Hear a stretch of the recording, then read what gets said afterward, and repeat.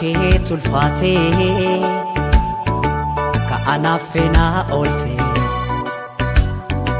rakkinaaf gadadoo kan nafaan argitee anoo humnaan qabu waa tokko sin godhoo du'ee baaduu sillee aansinii hirraanfadhu anoo humnaan qabu waa tokko sin godhoo du'ee baaduu sillee aansinii hirraanfadhu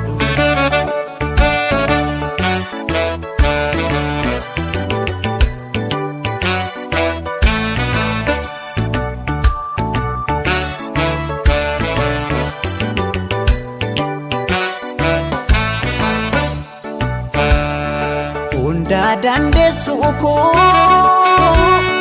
yaa bara fakkaatu narra gaasiif baha kan akka kee hin jirtu rabbaanaaf si uume hunda kee tottolchee keessa keefi bifa kee walqixa bareeche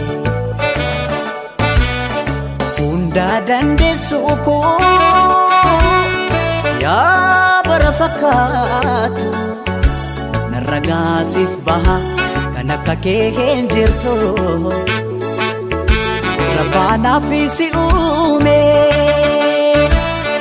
hunda kee tottolchee keessa keefi bifa kee walqixa bareeche jireenyi koo marri jireenyi dacheerra si malee naan ta'u waa hundi waa mara anoo humnaan qabu waa tokko sin godhu du'ee baduu sillee aansinii hirraanfadhu jireenyi koo marri jireenyi dacheerra si malee naan ta'u waa hundi waa mara anoo humnaan qabu waa tokko sin godhu du'ee baduu sillee aansinii hirraanfadhu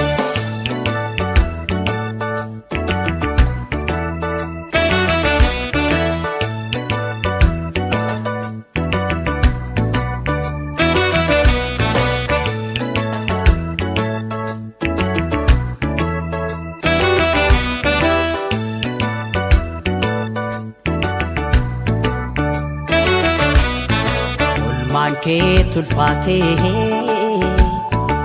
ka'anaaf feenaa oolte rakkinaaf gadadoo kan nafaan argitee anoo humnaan qabu waa tokko sin godhu du'ee baaduu sillee aansinii hirraanfadhu anoo humnaan qabu waa tokko sin godhu du'ee baaduu sillee aansinii hirraanfadhu